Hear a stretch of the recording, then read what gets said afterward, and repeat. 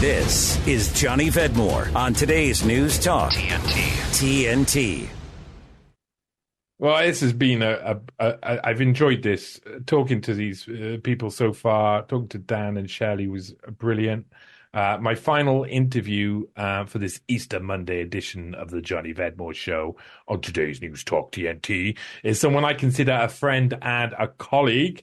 Tony Gosling is an independent-minded investigative journalist who follows the stories to its own conclusion, however uncomfortable. You've probably already seen him on TNT before, but let's go on a journey with him again today. Tony, tell me, when will I get my own spacecraft? I would suggest you might never have one, I'm afraid. No. On space, right? Because one of the things that's always struck me, I'm sure actually many others in Britain, is the way that Star Trek was sold to us as kids as this great vision of the future. America, the great, the wonderful. A lot of it was based actually on Ayn Rand, who was a bit of a peculiar person. But the fact is, the British, we did such a much better job, 1,000 times better job, with series like Blake 7, which saw the Federation not as some sort of great, force for good, but actually as the evil empire that had to be. In fact, the first episode of Blake 7, these kind of independent-minded, sort of you and I, basically in space, were accused of. Guy Blake was accused of being a paedophile, and I couldn't. Rewatching it recently, I just thought this is amazing. This stuff is from the 1970s and 80s, and the beginning of Thatcherism, the beginning of the end, basically. And we were doing, I think, the most brilliant science fiction TV. Well, it was extremely low budget, but yeah, you might get your Liberator. You never know. One day. Wow, but Blake 7 sounds like something I'm going to go and watch immediately. Go on. Yeah, it was tacky. It was quite tacky, but the plot lines were brilliant. They were constantly battling their own kind of, government, the world government, in the future. And of course, this isn't just sci-fi. This is a kind of Orwellian political commentary that the BBC were churning out in the late 70s and early 80s. Another series, brilliant series from the 70s, was The Survivors, which was all about a post-pandemic, real pandemic, where only, I think they said, one in 5,000 people survives. And, so you're having to deal with the world where you can't actually make anything anymore. You've got to kind of start from scratch. And it's all sorts of, who's going to be in charge, who's the big local bully, who's going to survive, who's going to live and who's going to die. These sorts of things were, I think, kind of apocalyptic or kind of post-apocalyptic. There was definitely something prescient about that. Yeah, I really do as well dig what you were saying about Star Trek. I mean, however much I loved them. I loved them because they were the best thing on TV, the best production value, they exciting ideas, but they were very much we're doing the right thing and everybody else is doing the wrong thing. So it kind of make this clear distinction. But then it was like, it was very slick. It was very slick, but formulaic, and then it went into The Next Generation, which was the most snooze-fest rubbish that you could ever, anybody that would ever bother to watch one of those, really, I'm sorry, let's just walk out of this pub and find another one. My ex was a massive fan. Oh dear. Yeah, I know. So we're talking about a hollow Earth theory as well. And now this is something that's completely passed me by. So what is it? Why would it be important to have a hollow Earth? What does it mean? Well, it's just that I was speaking to some miners. This is a few months ago. People under the age of 16? Or no, ex-coal miners. And they said that they think that the reason that they shut the coal mines in Britain was because they'd actually come down so far that they'd hit this kind of metal shell. And if you bash the shell with a miner's hammer, that you could actually hear it ringing right around the world.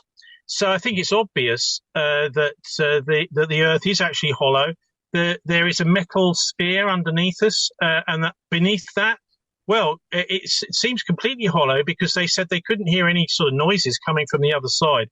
So I think we have to trust Britain's miners that the Earth is in fact hollow. Well, seeing as I come from South Wales and everybody, the 4,999 out of 5,000 in this case were miners back in the day. I remember there was a lot talking about people who had dug down really deep, and then when you heard what was below, it was like some sort of howling wind whistling. I heard all of these different things. But Well, I think you can. What you can do is you can hear miners in other parts of the world banging on the same metal sphere. And I know I'm cheating really because it is, past midday today, but it also happens to be, a very, very special day. I've just come by, and of course I'm totally winding you up, as I hope you know. I've just come from, and I'm not winding you up when I'm saying I've just come from Spike Milligan's grave half an hour ago. Just bumped into it with some beautiful serendipity down here in Kent. I'm in Winchelsea and Rye. And, it's just to just stumble across the grave of Spike Milligan is just, to me, absolutely beautiful, because he did so much to cheer everybody up post-war, to cheer the soldiers up during the war when we were actually fighting fascism. Now we're not anymore. We're actually becoming fascist. And I did an interview last week with Kees van der Peel, the professor of international relations and the author, who was speaking yesterday at the big peace rally for Gaza in Amsterdam. This is the new fascism. We now have a fascism in the West, and we just have to suck it up or else fight it. And to me, in terms of information warfare, I'm fighting, and I'm not going to stop fighting as far as I can. So that's, I think, this whole business of Spike. He also took the mickey out of King Charles, didn't he, when he was Prince Charles at one of those big BAFTA awards. Charles was doing some speech about how funny Spike was, and Spike came up with the phrase, what was it exactly? Sycophantic bleep, bleep, bleep, bleep, bleep. And the whole audience just roared with laughter for a full minute because, of course, Spike Milligan wasn't fazed by these oligarchical, wife murderers. That one was a wife murderer. And, so it was lovely to come across Spike today just by accident. So is Spike underneath the metal bit, or is he actually buried in the grave? Look, come on. Look, it's April Fool's Day, mate. So I don't mind a little bit of Hollow Earth. I don't mind a bit of that. I like the sound of it. It sounds nice. Ting, you hear it from the other side. Sounds like resonance. I like it. I like it. Global resonance. But you're talking about Spike Milligan there, yeah. And Spike Milligan was he was a great poet as well for children, wasn't he? And he really he had so many strings to his bow. Hilarious comedian, very on the ball. Where is his ilk today? Well, they are busking. They are homeless. They're living in squats. They're completely ignored by them. It's obvious, isn't it, what a genius he was with his Series Q. Now, that was, sometimes it was pretty iffy, but it had its brilliant, genius moments. It was like listening to John Peel. So you might get 2 or 3 really dodgy tracks on the John Peel show on Radio 1, which, plays all the new music, alternative and all sorts. And you'd hear him play something absolutely unlistenable, and you knew the next track because he's playing with you and saying, all right, disappear off. This is only for the really faithful. He'd play an awful song, and then he'd play something brilliant, absolutely fantastic. And that is exactly what Spike's Q8 was like. It was 2 or 3 really dodgy sketches, and you think, well, what's that about? And he'd come up with an absolute blinder. But of course, he was completely sidelined by the BBC and by the broadcasters generally, who have booted out much of the talent. In fact, that's part of the point. Even the people I know still there, and I know quite a few, are getting more and more disillusioned with and they can't I'll feed them stories, and sometimes they would pick them up if they're big stories that aren't being covered locally or nationally even.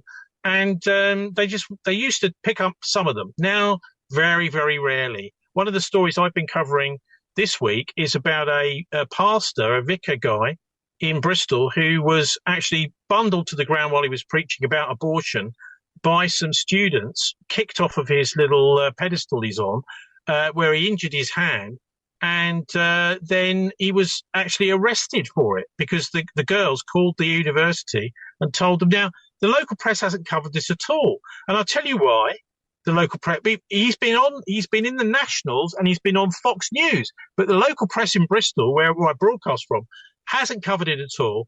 It's because they know that if it goes out in all the local press and everything, loads of people will be coming to his church, and they don't want that, so they won't broadcast, they won't tell the story.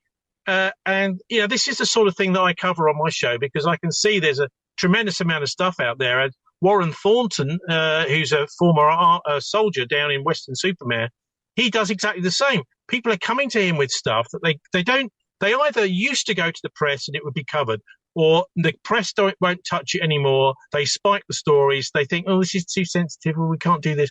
And so there are people like he and I out there, and you, of course, covering stuff the mainstream ignores, and it ignores it for the fact that they are part of the oligarchy. They are a mind control machine now, and everything you watch pretty much is going to be trying to persuade you to take a certain mindset, whether it's a pantheistic mindset, David Attenborough, or whatever, it's all there with an agenda. And so I very, very rarely watch it anymore. Occasionally, some old shows, but very little now is worth watching. I do watch the news, of course, things like that Baltimore thing, and I'm immediately looking at the ship that's crashed. That's interesting. It's had a power down, and yet the engines are still on full power. You can see the black smoke pouring out the back of the thing, and it's turning, and it's turning under no power, but then it's going straight. So it's something's going on. Its steerage seems to be working still, but it goes straight for the pylon. So we're being told, oh, it's a terrible accident. I looked at that and I thought, it could be an accident. Of course it could, but it looks much more likely to have been either hacked or somehow done deliberately. And if it's hacked, it happened just 20 hours or so after, maybe a bit less actually, after the US abstained on the Israeli ceasefire vote. So it might simply be that the Israeli signals intelligence people hacked the boat and said, bang, we're going to take one of your bridges down, mate, because you abstained on the ceasefire vote rather than vetoed it at the UN Security Council. Oh, and by the way, isn't it a pity? Now we've taken that bridge down, you've got 3 of your US Navy ships that are stuck in the dock now, haven't you? So that's the way I think. It's fairly conspiratorial because a lot of these conspiracies are just dismissed. They're not covered. Like, you and I have done things like JFK, etc. That we know what happened. It's just the mass media doesn't want to say. It's the American intelligence services and the mafia that's taken out their own president. This sort of thing should be de rigueur actually by now. And I think for many people it is, but the mainstream don't want to touch it still. They're living in, I suppose they believe their own propaganda, the oligarchy. They just keep recycling their own, what they want to be true. And there's no real testing of the facts anymore. As with that Baltimore thing, there's nobody in the mainstream press has been asking those sorts of questions. Was it a hack? It looks like it to me. Yeah, I was thinking, I mean, this relates to what a couple of things you said there relate to the two guests who come on before you. So, one being, Shelley, who was just on, she was talking about Portland, of course, and I was explaining how, and in the monologue, I explained how Bristol and Cardiff are kind of like that same sort of left-wing driven cities that do the same thing, kind of like, stop things from being reported locally so that they can keep that left-wing ideology calm, keep those people calm. But with that, if I was talking to Dan Fournier and we were talking about false flags, if they lie about it being hacked and they know it was hacked, but they're lying about it, then would that be classed as a false flag? Oh, no. I know, isn't it hard? No, I don't think so. No, it's if you're waving a flag saying it's one. If you're making it, I mean, that's, what that they is. Are saying it's one thing. Yeah, that's that singer Costello, wasn't it? What's his name? Oh gosh, Elvis Costello. Elvis Costello. Yeah, accidents can happen. Yeah. Mm-hmm. So this is one way you dispatch people. This is oh dear, it's an accident. But actually, it was us, and only the people in the know. I mean, I've been chatting recently with people who run think tanks in London. And, it does disappoint me that there's loads of stuff going on in these think tanks, but it's all secret. You pay your 500 quid, your $2.5 a year to join these organisations, networks, etc. And they're all discussing policy. But the voters, the public, just don't get a look in. It's only for the minted people. And the idea, this is where policy comes from nowadays. I was chatting to Richie Allen the other day about housing and about how Britain has got the worst housing in the world, pretty much. I mean, certainly in the developed world, it's so expensive, ridiculously so. And it's simple to fix. It really is. What you do is you just make eviction illegal. Really simple to fix. And they go, oh, well, you can't do that because it's in my contract. Sorry, it's now illegal to evict people. So your house has just lost value. Sorry, your investment went down rather than up. So these sorts of things are really simple to fix, but they're totally taboo because the money system rests on all this. The whole financial system rests in Britain on the price of housing. If the price of housing starts to sink, the whole economy's had it. Yeah, and it is true that, that's most of the money around. It was most normal people's money. When I was walking in the park the other day, I was talking to a lady and I was saying, the great taking is coming. You want to make sure you diversify. And she's like, I own my own house. It's like, do you though? Because they will rewrite the laws so you no longer own your own house. And then you watch how everybody who thinks they've got wealth because they own their own house, suddenly that just disappears straight away. Well, and also, of course, people are very good, Johnny, at conning themselves into thinking they own their own house when actually the bank owns it. People say this to themselves because they want it to be true, because they just don't like the idea that if their paycheck doesn't come through in, a few weeks' time or a few months' time, they could lose the whole thing. It's not theirs. This is a appalling way of running things. In fact, it's very good for the landlord class. But you're talking about Cardiff and Bristol. One thing they've got big in common is Freemasonry. Big centres of Freemasonry. Bristol mainly because it was a Templar port. And, of course, the Knights Templar gave birth to the Freemasonry through the lodges of the Templars when the Templars had to find somewhere safe to stay. In the 150, 200 years or so after the Templars were extinguished, they called them lodges. And so that's what we've got in common. Cardiff and Bristol, you and I, the Masons. Yeah.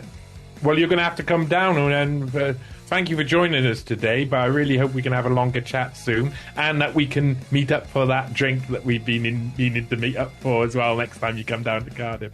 Thanks. Nice one. Okay, Johnny. Cheers. All the best. God bless. Thank you to today's guest, Tony Gosling. The Johnny Vedmore Show will be back tomorrow at the same time.